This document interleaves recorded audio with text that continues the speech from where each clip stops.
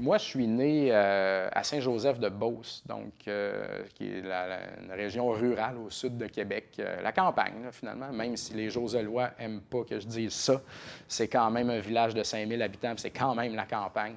Et puis, je suis né à une époque où il n'y avait pas d'Internet, il n'y avait rien. Je suis né en 79, fin 79, quand même dans les 70s.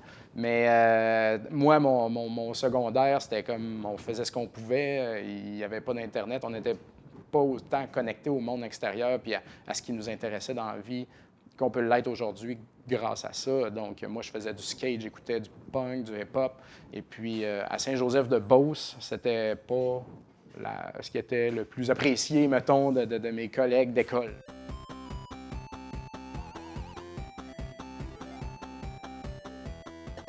Le premier contact que j'ai eu avec les jeux vidéo s'est passé dans le sous-sol de ma grand-mère, qui était elle-même une gameuse. Et puis, elle a toujours acheté les consoles quand ils sortaient. Donc, elle avait un Atari 2600 dans le temps. Et puis, moi, je me suis essayé là-dessus. J'étais quand même très jeune, là, en bas de 10 ans, certainement. Et puis, j'ai joué à Galaxian, dans le fond. C'est le premier jeu que je me souviens, du moins, avoir essayé et compris. Bon, après ça, la NES est arrivée. Et puis, j'étais plus grand. Donc là, j'allais jouer chez des amis. Des amis venaient jouer chez moi. On se prêtait des jeux dans la cour d'école. Ensuite, la Super Nintendo, ben là, encore, ça a continué à se développer. On était plus vieux, préadolescents. J'aimais les jeux un petit peu plus dark, si je peux dire, Castlevania, tout ça, des affaires un petit peu plus intenses. Et puis, en vieillissant, là, j'ai découvert les RPG au Super Nintendo, que j'ai comme adoré, en même temps que les jeux de combat avec Street Fighter 2. Donc, deux styles que j'aime beaucoup. Puis, tout ce qui est shmup aussi, ça vient sûrement de Galaxian, dans les jeux de tir, là. Alors, ça, j'aime bien.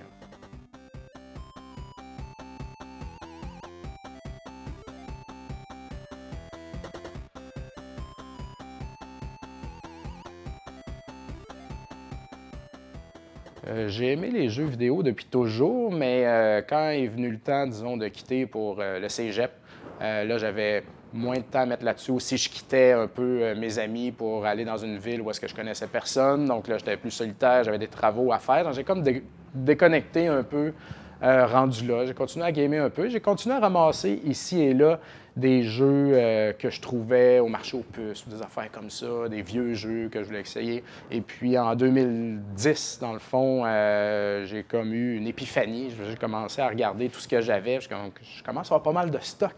Il ne doit pas avoir juste moi que ça intéresse, de collectionner puis de jouer à des vieux jeux. Puis là, je me suis vraiment comme j'ai vraiment plongé de façon intense là, dans la collection et le gaming. Là.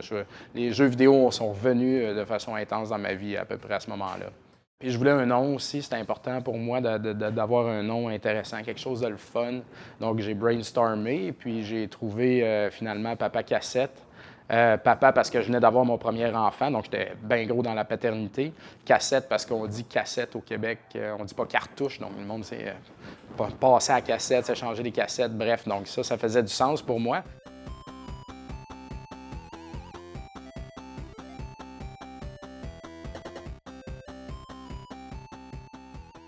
Moi, quand j'étais jeune, on allait dehors, tu sais.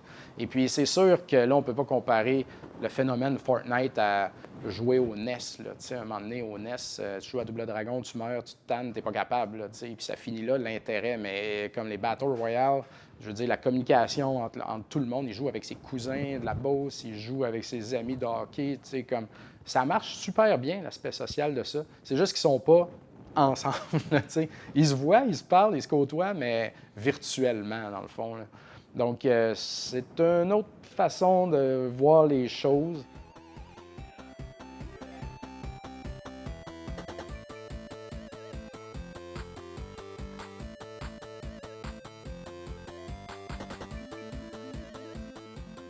Faut pas que ça devienne une place pour se cacher parce qu'on a des problèmes au niveau social à parler avec les autres ou à se connecter, là, tu sais.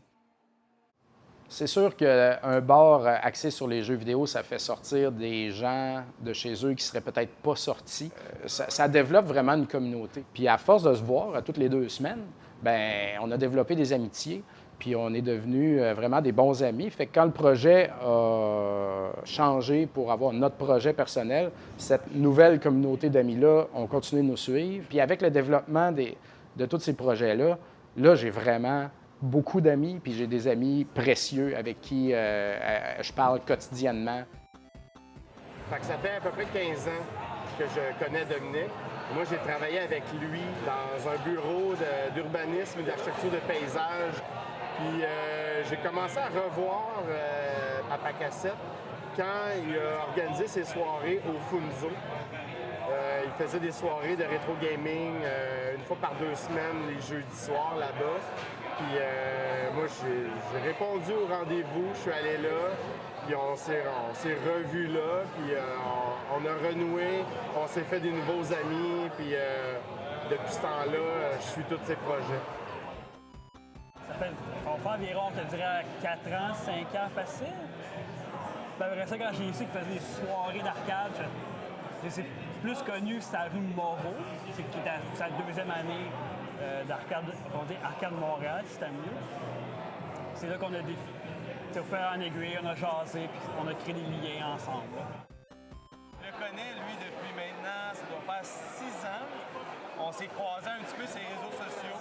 Mais à un moment donné, il a commencé à faire des soirées rétro. En allant à la première soirée, on a commencé à jaser, puis on s'est rendu compte qu'on était voisins pas mal. Fait qu'on a cliqué beaucoup là-dessus. Puis à ces soirées-là, ben, le rapport s'est juste rempli de plus en plus. On a commencé à se connaître de plus en plus. Puis on est devenus juste des très bons amis depuis. Moi, je suis un passionné de jeux vidéo depuis que j'étais un enfant. Je suis un homme de 40 ans quand même, mais passionné de jeux vidéo depuis ma naissance.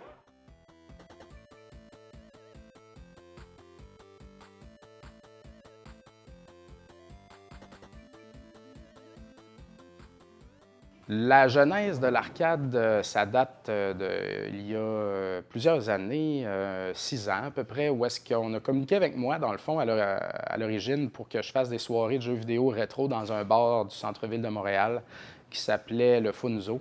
Et puis, à toutes les 2 semaines, j'allais là avec mes consoles, des jeux, et puis je faisais un petit flyer, genre, puis j'avais une thématique. Je faisais de la vente de jeux aussi en même temps, puis ça faisait beaucoup de choses à transporter, beaucoup de choses à gérer, donc j'ai voulu avoir mon espace pour ça, et puis on voulait être les premiers à les faire. Donc, suite au succès des soirées rétro que je faisais, j'ai loué un petit 1,5. J'ai trouvé un partner et puis on a commencé à faire nos propres soirées. Puis c'est un peu comme ça que s'est construit l'arcade elle-même, là.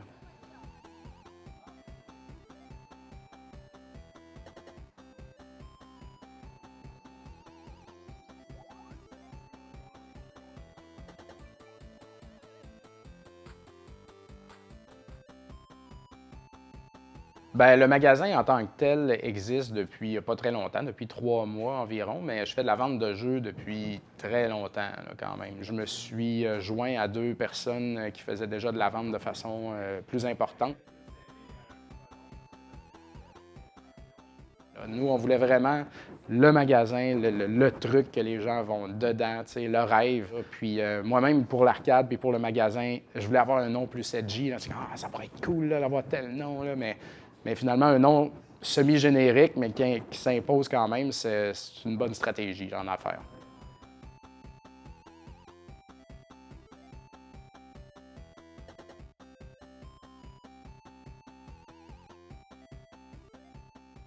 Quand on veut développer des projets comme ça, c'est complètement... c'est des rêves à la base, là. Moi, je viens de Saint-Joseph-de-Beauce.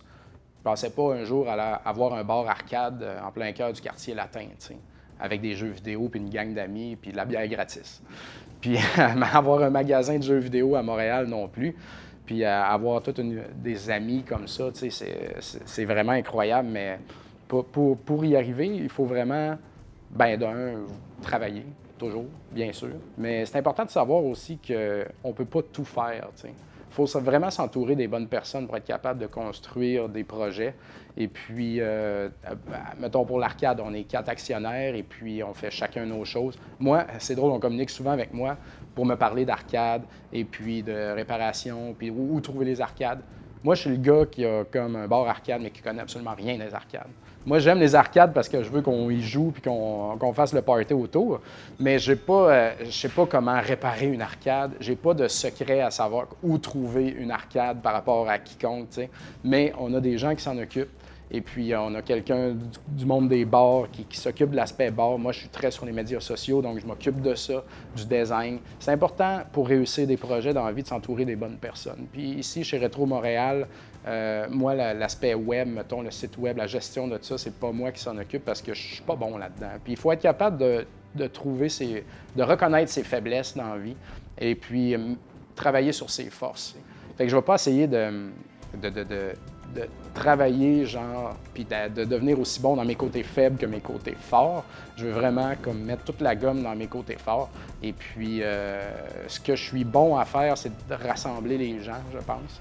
Et puis, c'est une de mes forces. Puis comme ça, à trouver les bonnes personnes pour m'aider à réaliser les rêves que je veux. Il faut vraiment prendre les bonnes décisions au bon moment. Puis s'il y a une opportunité qui passe, il faut la saisir.